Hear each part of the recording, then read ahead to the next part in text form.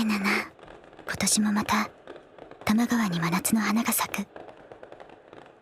707号室でみんなで待ってるよ。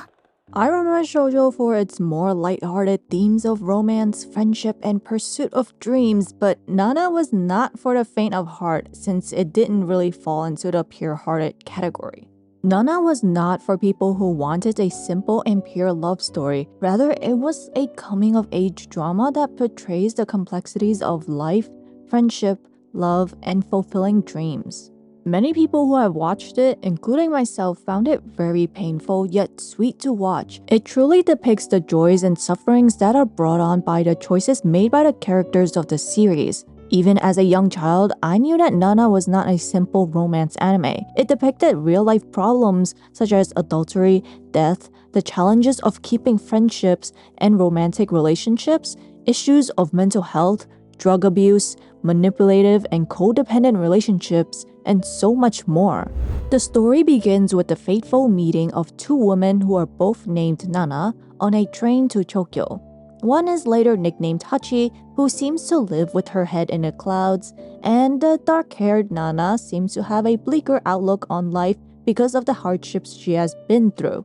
This special encounter is the beginning to the story of these two women unbeknownst to either of them.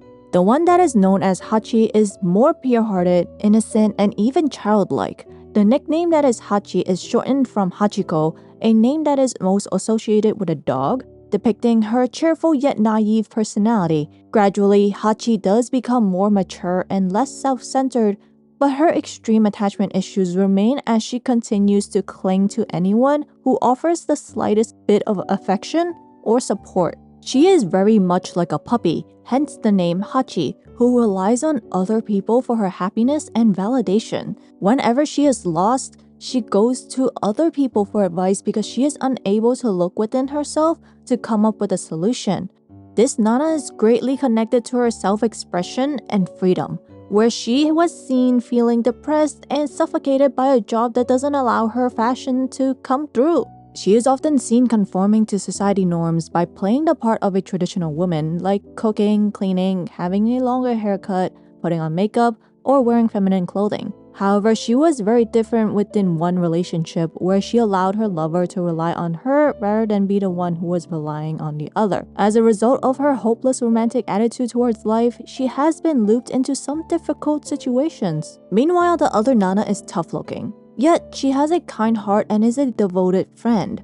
Despite her hardships of being abandoned by her mother at an early age and being expelled from high school due to horrible rumors, Nana is still determined to pursue her dream in music. Her upbringings didn't make things easier for her either. Her grandmother's strictness had subconsciously caused her to be rebellious and withdrawn. In high school, she was friendless and seemed intimidating to other people. Later on, she was able to open up because someone broke through her icy exterior. She is the very opposite of the other Nana, seemingly more like her dark side, full of sarcasm and a blunt sense of humor. This Nana is much more cautious about who she lets in and has only ever relied on one person in her life. She is also rather possessive of her people. With Hachi, Nana would appear jealous if anyone is taking away her Hachi. This can be seen when Hachi marries a member from another band and no longer hangs out with her. It seemed that Nana's possessiveness was part of what drove Ren away. Both of these people were taken away by a band named Trap Nest, and this led Nana to see them as the enemy that takes everything from her. Rather than seeing it as happiness for the people she loves, Nana thinks that she is being abandoned once again. Unable to deal with this issue, especially after her fiance's death, she often suffers from a panic disorder. As her condition worsened over time, Nana had cut off contact with everyone and fled to England. From the start of the series, we saw how close these two women came to be. Each Nana seems like the mirror reflection to the other, a sun to the moon,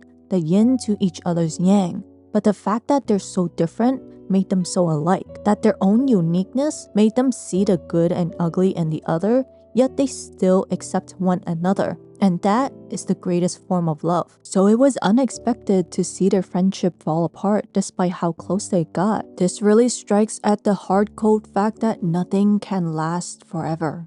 Even though we may never see how these two women live out the rest of their lives, the series is full of life lessons that we can learn from, starting with how friendships take active work. Despite Hachi and Nana being inseparable at the beginning of the series, the lack of communication from these two caused the death of their friendship. Nana never spoke of her issues of abandonment, and Hachi never saw how broken things had become. Neither could have seen this coming, but this really proved that communication is truly important.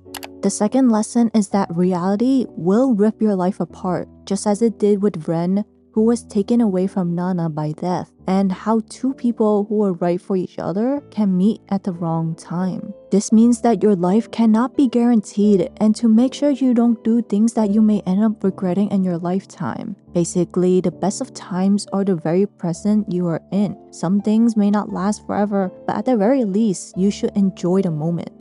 It is especially important to learn that nothing lasts forever, so you should value the time you have with your loved ones, as there is no guarantee that they will be there forever. Loving someone is not a waste, as you are loved and are capable of providing love. Protection is very important. Hachi's life was thrown upside down when she unintentionally got pregnant with Takumi because they did not take preventative measures when they had intercourse. I am not saying that having children is a bad idea, but it is a precaution everyone should consider, especially if two people are not ready yet. A child is a living being that takes hard work and dedication to raise. Not only do they require a lot of resources to care for, they're going to look to you for guidance for this crazy world we live in. Not many people are ready to handle such responsibility.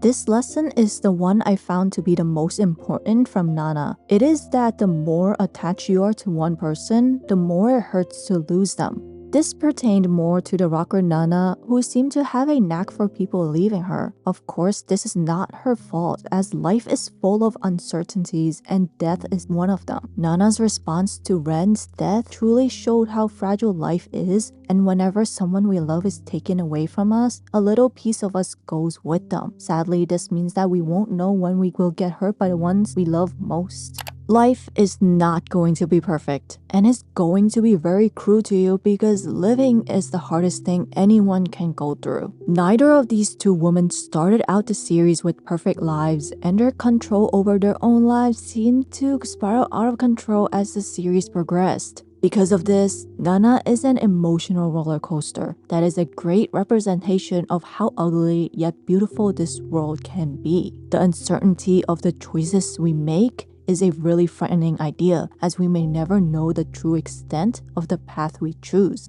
Even though the anime's tone is kind of bleak for many parts of the series, and especially in the manga where the rest of the storyline seemed to show every character's life going downhill, the anime had its moments when it depicted the better parts of life. Like when Nana achieved her goal of becoming a lead singer even with her issues, and Hachi finds true love as a parent after looking high and low for a true love. Honestly, life will never be like a fairy tale and end with a happily ever after title card. Your happiness can only be found by you and no one else. And I think that is the final message the Nana series is trying to send to all of us.